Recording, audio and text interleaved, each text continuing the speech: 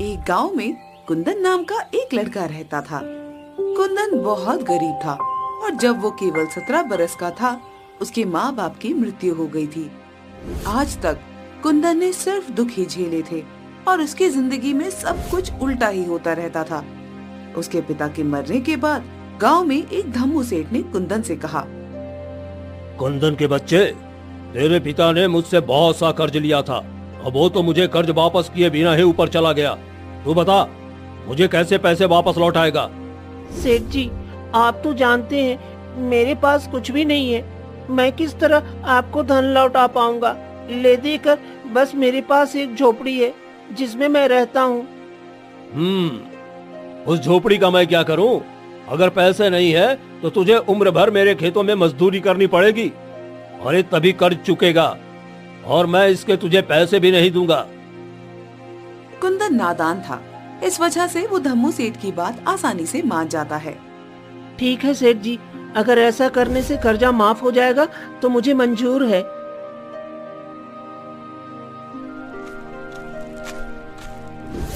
फिर क्या था, कुंदन धम्मू सेठ के खेतों में मजदूरी करने लगता है। दिन भर वहाँ मजदूरी करने के बाद धम्मू सेठ कुंदन को सिर्फ रात का खाना ही देता था और वो भी सिर्फ 2 सूखी रोटियां। ये ले, इसे खाकर सो जा और कल सुबह जल्दी उठकर फिर से काम पर लग जाना। सुबह पैर पसार कर सोते मत दिखाई देना, वरना तेरी खैर नहीं। जी सेठ जी।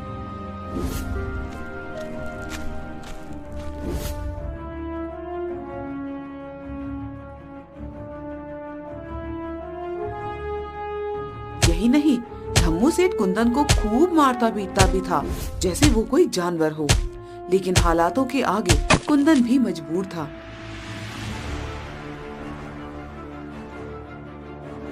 ऐसे ही कुछ साल बीत जाते हैं और कुंदन 25 वर्ष का हो जाता है।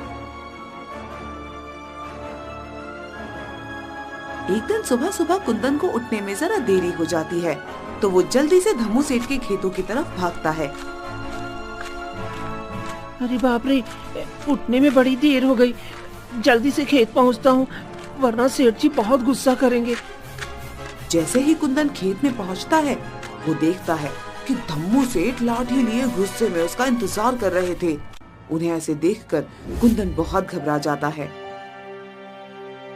सेठ जी, माफ कर दीजिए सेठ जी, उठने में जरा देर हो गई, आइंदा कभी नहीं होगा। अच्छा, माफ कर दूं? अरे एक बार माफ करूंगा ना तो तू बार बार यही गलती दोहराएगा। सजा तो तुम्हें मिलनी ही चाहिए। तू क्या चाहता है? तू घर में आराम करे और मैं खेतों में काम करूं? रुक, अभी बताता हूं तुझे। इतना कहकर सेठ कुंदन को बेरहमी से पीटने लगता है। वैसे तो कुंदन हमेशा सेठ जी की मार खा लेता था, क्योंकि उसे लगता था कि सेठ जी के अलावा उसके इस दुनिया में कोई है भी नहीं। लेकिन आज कुंदन सेठ जी को जवाब देते हुए कहता है, बस करिए सेठ जी, कितना पीटेंगे? रात में आप ही ने मुझसे खेतों में देर तक काम करवाया, इसीलिए तो मुझे घर लौटने में देरी हुई थी और इसी वजह से मैं सुबह जल्दी नहीं उठ पाया। तो भला इसमें मेरी क्या गलती है? सेठ जी कुंदन का ऐसा जवाब सुनकर बौखला जाते हैं। ओ, तो तू क्या चाहता है कुंदन? गलती किसकी है? हाँ, मेरी? अरे तू तो अपने माँ बाप को भी खा गया और अब मेरे टुकड़ों पे पलकर मुझसे ही जबान लड़ाता है। जा निकल जा मेरे खेतों से। जब भूखे मरेगा तब आएगा मेरे पास ही लौटकर। सेठ की ऐसी कड़वी बातें सुनकर कुंदन की आंखों में आंसू आ जाते हैं। ठीक है, मैं जा रहा हूँ। वो खेत छोड़कर सीधा गांव के बाहर की तरफ भागने लगता है।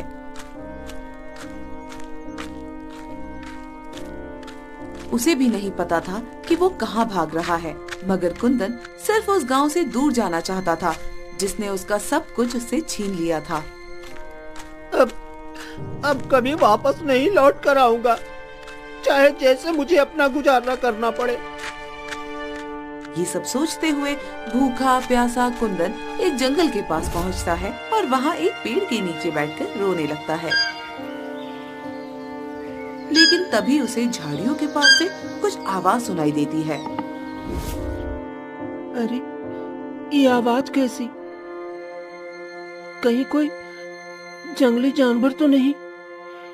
हे ऊपर वाले, अगर ऐसा हुआ तब तो ये मेरा अंत है। जैसे ही कुंदन झाड़ियों के पास जाता है, वो देखता है कि झोपड़ियों के पीछे एक हिरन था।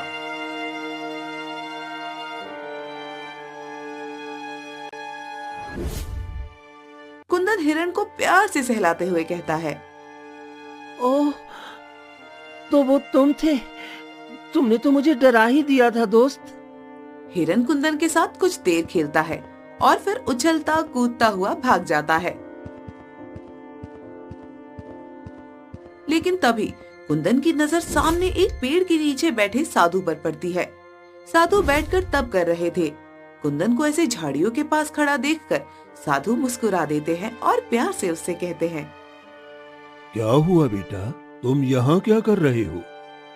आओ, मेरे पास आओ। कुंदन साधु के बुलाने पर उसके पास जाता है। क्या बात है बेटा, बड़ा परेशान लग रहे हो? हाँ बाबा, परेशान तो हूँ। जीवन में कुछ अच्छा नहीं चल रहा। भूख प्यास और थकान से शरीर भी व्याकुल है। अच्छा, तो सबसे पहले तुम उस झोपड़ी के अंदर जाओ। वहां कुछ फल रखे होंगे, उन्हें उठाकर लाओ। कुंदन साधु की बात मान लेता है और झोपड़ी के अंदर कुछ फल उठा लाता है। साधु उसमें से कुछ फल लेकर बाकी फल कुंदन को दे देते हैं। ये कुछ फल मेरे पास रहने दो और बाकी के फल तुम खा लो। लगता है सुबह से तुमने कुछ नहीं खाया। कुंदन को ये सुनकर बड़ी प्रसन्नता होती है। धन्यवाद बाबा। आपको कैसे पता चला कि मैंने सुबह से कुछ नहीं खाया था? मैंने तो बस इतना बताया था कि मैं अभी भूखा था। बस यूं ही समझ लो कि मुझे ऊपर वाले ने बताया है। अच्छा, जरा अपना हाथ लाना तू। कुंदन साधु की बात सुनकर कुछ समझ नहीं पाता, लेकिन फिर भी वो अपना एक हाथ साधु की तरफ बढ़ा देता है। कुंदन का हाथ साधु बड़े ध्यान से पढ़ने लगते हैं।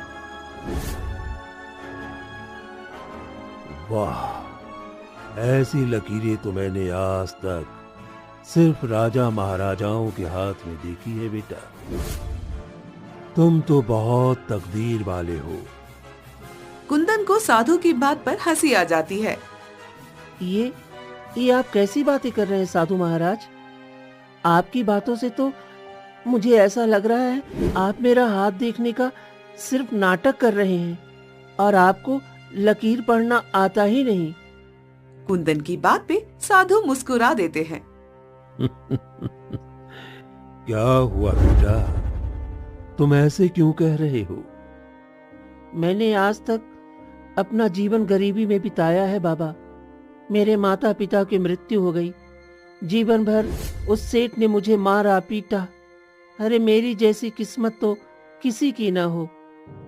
और आप कहते हैं मेरी लकीर महाराजाओं जैसी है और मैं बहुत तकदीर वाला हूँ। ये सब सुनकर साधु महाराज फिर से मुस्कुरा देते हैं। बेटा तुम चिंता मत करो, तुम्हें जल्द ही मेरी बातों पर यकीन हो जाएगा। मेरे ख्याल से तुम्हें यहाँ से पश्चिम दिशा की तरफ जाना चाहिए और ये फल अपने साथ ले जाओ, रास्ते में तुम्हारे काम आएंगे। फिर क्या था, कुंदन साधु के दिए फल लेकर पश्चिम दिशा की तरफ चलने लगता है। शाम होते होते जंगल का रास्ता खत्म हो जाता है और कुंदन को एक गांव दिखाई देता है। गांव देखकर कुंदन को बड़ी खुशी होती है। आखिरकार गांव आ गया। अब मुझे कम से कम जंगली जानवरों के बीच जंगल में नहीं सोना पड़ेगा। कितना डरावना जंगल था वो। लेकिन अब मुझे रहने के लिए कोई जगह ढूंढनी पड़ेगी।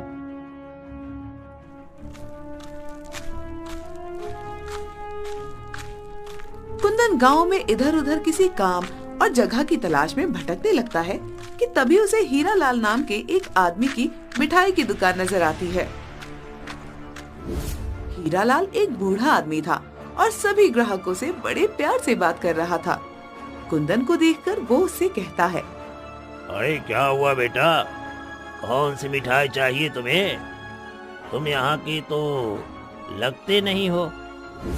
जी वो नहीं नहीं, मैं इस गांव का नहीं हूँ और मुझे कोई मिठाई नहीं चाहिए। क्या मुझे आपकी दुकान में अभी कुछ काम मिलेगा? बदले में आप बस मुझे आज रात गुजारने के लिए जगह दे दीजिए। अच्छा ठीक है, तुम ये सब मिठाई के खाली डब्बे संभालने में मेरी मदद कर दो। मैंने मेरे निकम्मे बेटे अनुज को कितना बुलाया, वो मेरी मदद करने आया ही नहीं। लेकिन अच्छा हुआ तुम आ गए। आओ बेटा आओ।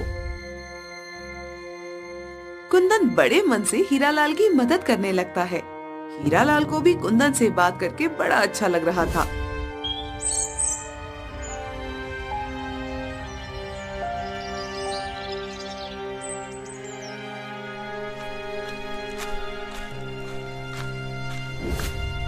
रात होते ही हीरालाल कुंदन को अपने घर ले जाता है, जहाँ पर सिर्फ हीरालाल और उसका बेटा अनुज अकेले रहते थे। अनुज की माँ का बहुत पहले ही देहांत हो गया था। अरे पिताजी, ये किस भिखारी को उठा कर ले आए आप? तमीज से बात करो अनुज, ये कुंदन है। आज रात ये यही रुकेगा। इसने आज मेरी बहुत मदद की है। और तुम क्यों नहीं आए थे दुकान पे? आज कितना काम था? अरे ओ पिताजी, मैं थोड़ा व्यस्त था। हाँ, सब जानता हूँ तो कितना व्यस्त रहा होगा। अरे अपने दोस्तों के साथ घूमने निकल गया होगा। खैर ये सब छोड़ो, मैं जल्दी से खाना बना देता हूँ। नहीं नहीं, आप रहने दीजिए, खाना मैं बना दूंगा। आपने मुझे यहाँ रुकने को दिया है, वही बहुत है। वाकई में तुम खाना बना दोगे? हाँ हाँ जरूर, और देखना आपको मेरे हाथ का खाना ना बहुत पसंद आएगा। फिर कुंदन हीरालाल और उसके बेटे अनुज के लिए स्वादिष्ट खाना बना देता है। वाह, क्या खुशबू आ रही है। आओ कुंदन, तुम भी बैठो, हम सब साथ में बैठकर खाते हैं। क्या मैं आपके साथ? हाँ, और क्या, आओ आओ। कुंदन जब ये देखता है कि हीरालाल उससे इतने प्यार से बात कर रहा था तो उसकी आंखों में आंसू आ जाते हैं और वो उन्हें गले लगा लेता है। क्या हुआ बेटा, ऐसे भावुक क्यों हो रहा है? बहुत अरसे के बाद किसी ने मुझसे ऐसे प्यार से बात की है, इसलिए मन थोड़ा भावुक हो गया। चलिए अब सब साथ में भोजन करते हैं। इसके बाद वो सब साथ में बैठकर भोजन करते हैं।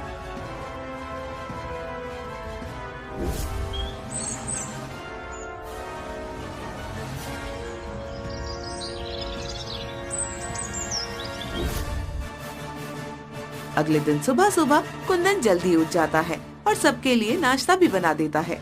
आज उसे बड़ा अच्छा लग रहा था और ऐसा महसूस हो रहा था कि मानो ये उसकी जिंदगी की एक नई शुरुआत हो। सेठ जी उठ जाइए, मैंने आपके लिए नाश्ता बना दिया है और अनुज सेठ को भी उठा दीजिए। क्या खुशबू है चाय की, वाह। अरे तूने तो मेरा दिल ही खुश कर दिया कुंदन। अरे ऐसे तो सिर्फ मेरी पत्नी ही मुझे नाश्ता बनाकर खिलाया करती थी, तूने तो मुझे उसकी याद दिला दी। और हाँ, ये क्या सेठ सेठ लगा रखा है? हाँ, एक काम कर, तू मुझे चाचा कहकर बुलाया कर। हीरालाल की ये बात सुनकर कुंदन को बहुत अच्छा लगता है। वो खुशी से कहता है, ठीक है हीरा चाचा।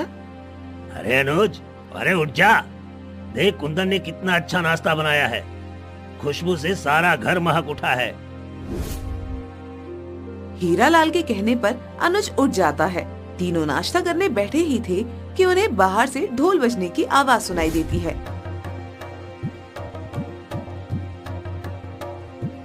अरे ये कैसी आवाज है चाचा?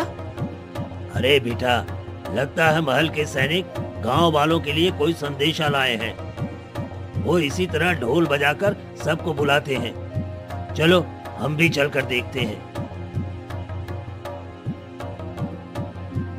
हीरालाल और कुंदन बाहर जाकर देखते हैं तो वाकई महाराज के महल के कुछ सैनिक जो जोर जोर से ढोल बजाकर सबको बुला रहे थे।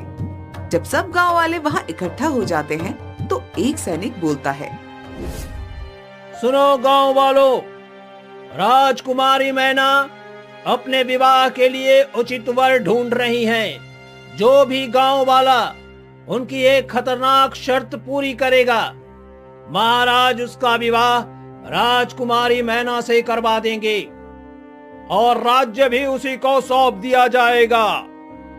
आप में से जो भी राजकुमारी मैना की शर्त को पूरा करना चाहते हैं, वो कल सुबह महल में पहुंच जाइएगा।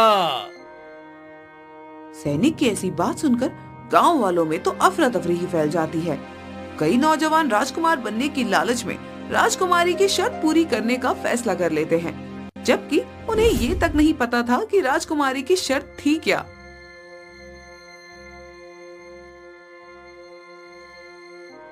बताओ, सभी लोग अब राजकुमारी की शर्त को पूरा करने का सपना देख रहे हैं। न जाने वो कौन खुशनसीब होगा जिसकी तकदीर बदल जाएगी। जब हीरालाल ये सब सुनता है तो वो भी अपने बेटे से कहता है, ए अनुज, अरे क्यों न तू कल महल में जाकर एक बार अपनी किस्मत आजमा ले। हालांकि बहुत मुश्किल है, पर क्या पता राजकुमारी तुझे पसंद ही कर ले। अरे ठीक है पिताजी, मैं कल चला जाऊंगा। अरे क्या मालूम राजकुमारी मुझे देखने ही शर्त वर्त भूल जाए और मुझसे विवाह करने को तैयार हो जाए। उनका मुझ जैसे नौजवान पर फिदा हो जाना कोई बड़ी बात तो नहीं है ना। खाली पुलाव पकाना तो कोई तुमसे सीखे बेटा। असल जीवन में बिना कठिन परिश्रम के हमें कुछ नहीं मिलता। जी हाँ, आपने बिल्कुल सही कहा चाचा। मैंने भी जीवन में यही सीखा है। हाँ तो कुंदन, तुम भी इसके साथ कल महल चले जाना। क्या पता तुम्हारा भी भाग्य चमक जाए या फिर तुम्हें वहाँ कोई नौकरी ही मिल जाए। चाचा, मुझे अपनी किस्मत पर तो बिल्कुल भरोसा नहीं है। कहाँ राजकुमारी और कहाँ मैं। लेकिन हाँ, शायद मुझे वहाँ कोई नौकरी जरूर मिल जाए।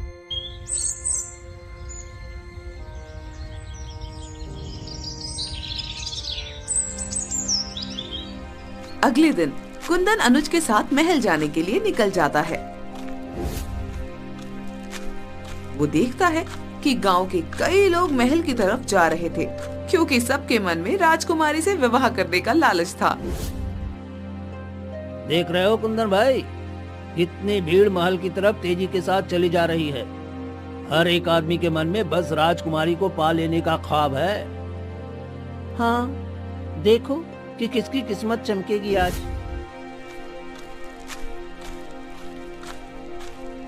थोड़ा चलने के बाद सभी गांव वाले महल की सभा में पहुंच जाते हैं। वहां पर महाराज महारानी अपनी बेटी यानी राजकुमारी मैना के साथ बैठे हुए थे। जैसे ही सभी गांव वाले और साथ साथ दूसरे राज्य के कई लोग वहां उपस्थित हो जाते हैं, राजकुमारी कहती है, आप सभी मेरी बात ध्यान से सुनिए। जैसा कि मैंने कहा था, मेरी एक शर्त है और उसे जो भी पूरा करेगा मैं उससे ही विवाह करूंगी। तो क्या आप सब मेरी शर्त पूरी करने के लिए तैयार हैं?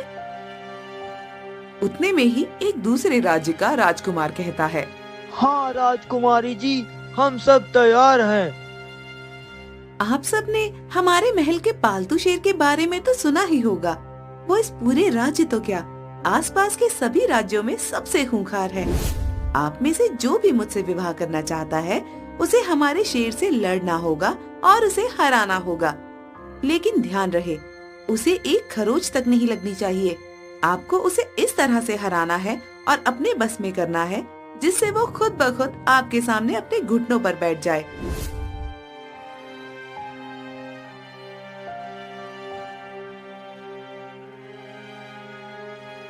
जैसे ही सभा में उपस्थित सभी लोग राजकुमारी की ऐसी शर्त सुनते हैं,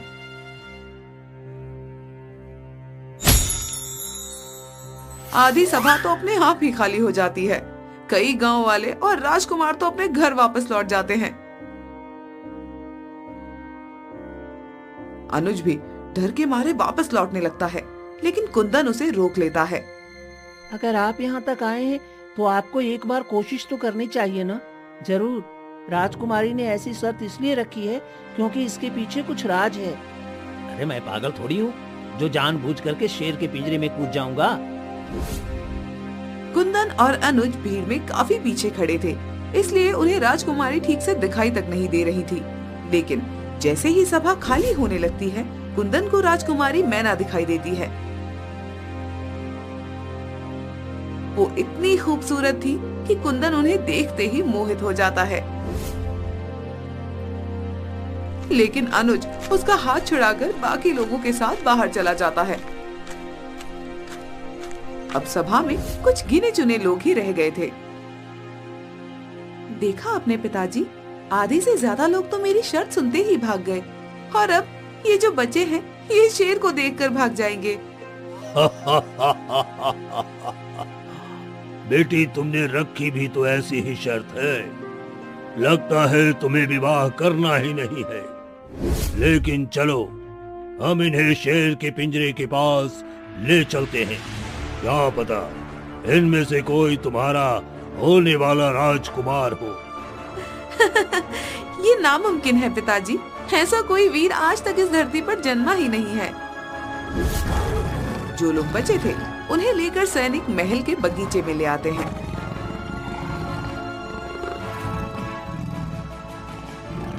वहीं पर एक बड़ा सा पिंजरा रखा हुआ था, जिसके अंदर एक शेर कैद था।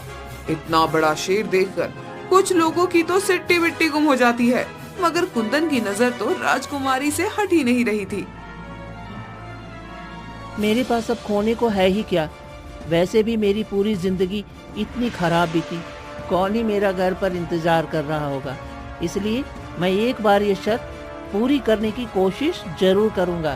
क्या पता मेरा भाग्य सचमुच में चमक जाए। जैसे ही लोगों के सामने शेर आता है, जो बचे कुचे राजकुमार और गांव वाले भी थे वो भी भाग जाते हैं।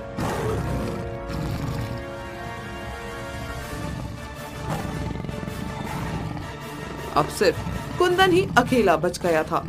कुंदन को अभी भी वहाँ खड़ा देखकर राजकुमारी जी चौंक जाती हैं। अरे, तुम गए नहीं? लगता है कि तुम्हें अपने जीवन से कोई खास लगाव नहीं है।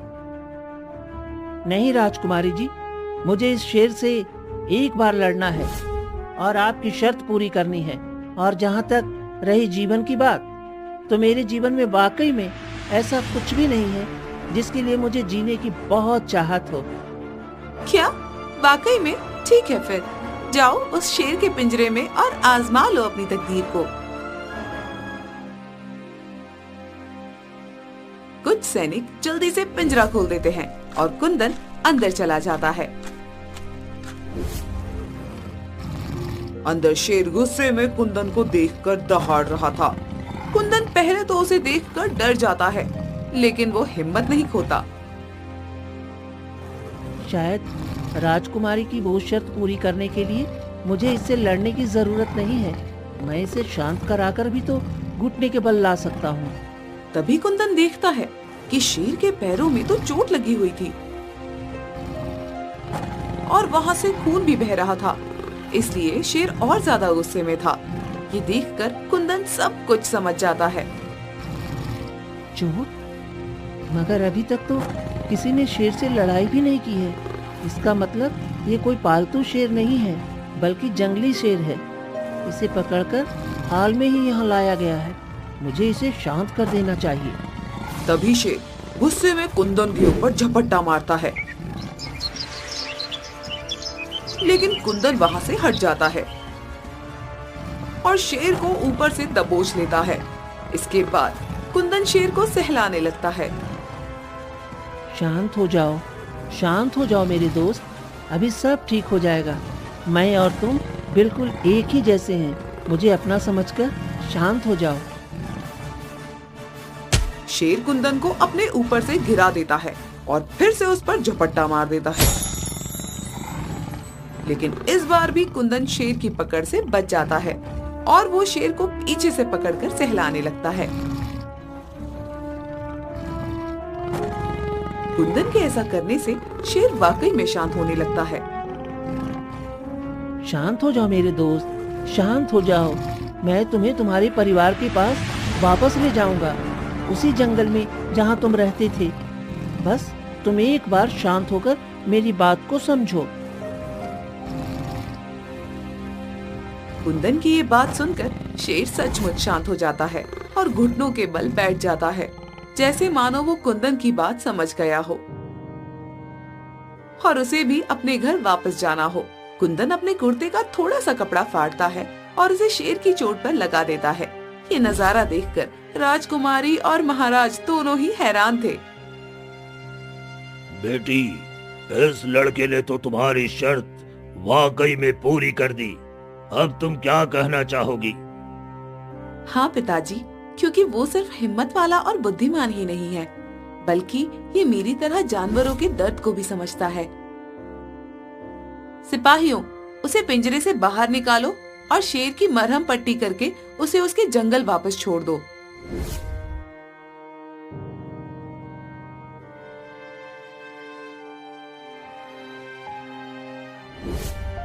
सिपाही ऐसा ही करते हैं। जैसे ही कुंदन को निकालकर राजकुमारी के पास लाते हैं, कुंदन राजकुमारी से एक सवाल करता है।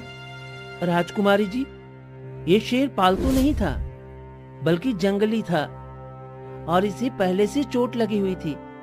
तो आपने ऐसा क्यों कहा कि ये पालतू है और आपने ऐसी शर्त क्यों रखी? वो इसलिए क्योंकि कुछ दिन पहले मैं शिकार के लिए जंगल गई थी। वहाँ मैंने देखा कि ये शेर घायल अवस्था में पड़ा हुआ था। मैं इसकी देखरेख के लिए इसे महल में ले आई, लेकिन ये अपने परिवार से दूर होने की वजह से बहुत गुस्से में था। उसी वक्त मेरे पिताजी मुझसे विवाह करने की जिद कर रहे थे, तो मैंने सोचा कि क्यों ना मैं ऐसी शर्त रखूं जिससे पिताजी भी शांत हो जाए और मुझे विवाह भी ना करना पड़े। मुझे लगा था कि कोई भी मेरी शर्त पूरी नहीं कर पाएगा, मगर आपने तो ये कमाल कर दिखाया। सही कहा राजकुमारी ने। अब उसका विवाह हम धूमधाम से आपसे कराएंगे। आप ही हमारे राज्य के नए महाराज हैं। ये सुनकर कुंदन बहुत खुश होता है, लेकिन फिर वो कुछ सोच विचार करके राजकुमारी से कहता है। लेकिन राजकुमारी, आप इस शर्त से बंधित नहीं हैं। अगर आपको मुझ जैसे गरीब से विवाह नहीं करना है, तो मैं आपके साथ जबरदस्ती नहीं करूंगा। कुंदन की ये बात सुनकर राजकुमारी मुस्कुराते हुए कहती है, ऐसा बिल्कुल नहीं है। मुझे अपने पति में जो खूबियाँ चाहिए थी वो सब आप में है, इसलिए मैं आपसे खुद विवाह करना चाहती हूँ। फिर क्या था, राजकुमारी मैना का विवाह धूमधाम से कुंदन से हो जाता है। ये खबर सुनकर कुंदन का पुराना मालिक धम्मू सेठ का तो सिर ही चकरा जाता है और कुंदन के हीरालाल चाचा तो बड़े खुश होते हैं। कुंदन राज्य का नया राजकुमार बन जाता है और राजकुमारी के साथ मिलकर राज्य चलाने लगता है। उसे साधु की बात याद आती है